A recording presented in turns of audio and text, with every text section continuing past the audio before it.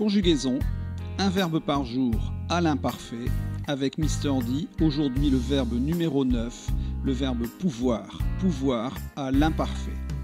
C'est quoi l'imparfait? L'imparfait, c'est un temps de conjugaison.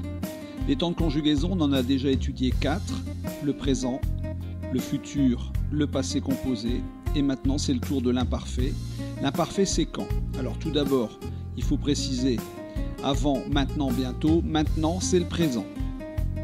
Le futur, c'est bientôt, et le passé composé, c'est avant. Mais l'imparfait, c'est la même chose. L'imparfait, c'est aussi avant, c'est aussi un temps qui fait partie du passé. Avec quel mot emploie-t-on l'imparfait? L'imparfait, c'est du passé. L'imparfait, c'est déjà terminé. Donc on peut dire avant, autrefois, jadis, hier, avant-hier, le mois dernier, la semaine passée, il y a quelque temps ou à cette époque-là. Quand choisit-on l'imparfait? On choisit l'imparfait quand on parle d'une action ou d'un état qui dure longtemps ou qui est habituel dans le passé. Je vous donne un exemple, une action qui dure longtemps dans le passé. Avant, nous partions pendant des mois. C'était avant, et pendant des mois, ça durait longtemps. Donc du passé qui dure longtemps, nous partions, IONS, nous partions imparfait. Un autre exemple, un état qui est habituel dans le passé. Il y a quelques années, ils étaient toujours en retard. Il y a quelques années, c'est du passé. Toujours en retard, c'était une habitude, une mauvaise habitude. Ils étaient, A-I-E-N-T, ils étaient, verbe être, conjugué à l'imparfait. Comment conjugue-t-on le verbe numéro 9, le verbe pouvoir à l'imparfait? Pouvoir, c'est un verbe du troisième groupe.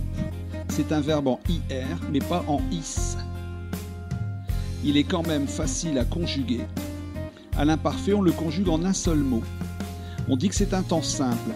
Un rappel, un temps simple, ce n'est pas la même chose qu'un temps composé. Le temps simple, c'est un mot. Le temps composé, c'est deux mots. On utilise plusieurs fois le même radical. P, O, U, V. Et on rajoute les terminaisons de l'imparfait, habituel, AIS, AIS, AIT, IONS, IEZ, AIENT. Observons-le. Tu pouvais. Tu, pronom personnel, pouve, POUV, le radical qui ne change pas, et AIS, une des terminaisons. Conjuguons-le maintenant. Verbe pouvoir à l'imparfait, je pouvais, AIS, tu pouvais, AIS, il pouvait, AIT, elle pouvait, AIT, on pouvait, AIT. Nous pouvions, IONS, vous pouviez, IEZ, il pouvait, AIENT, elle pouvait, AIENT. Relisons ce verbe. Je pouvais, AIS, tu pouvais, AIS, il pouvait, AIT, elle pouvait, AIT, on pouvait, AIT. Nous pouvions, IONS, vous pouviez, IEZ, il pouvait, AIENT, elle pouvait, AIENT. Entraînons-nous avec les 3 phrases du jour pour préparer le test. Hier, je ne pouvais pas venir.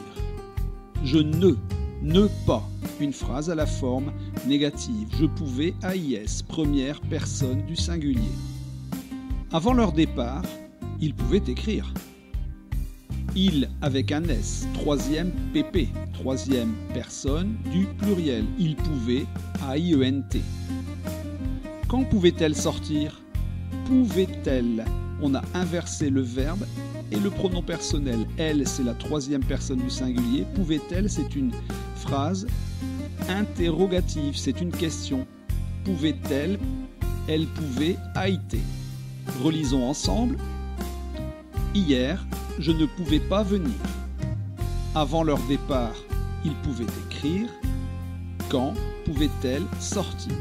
Voilà, c'était le verbe numéro 9, le verbe pouvoir à l'imparfait. C'est fini pour aujourd'hui. À bientôt avec Mister D.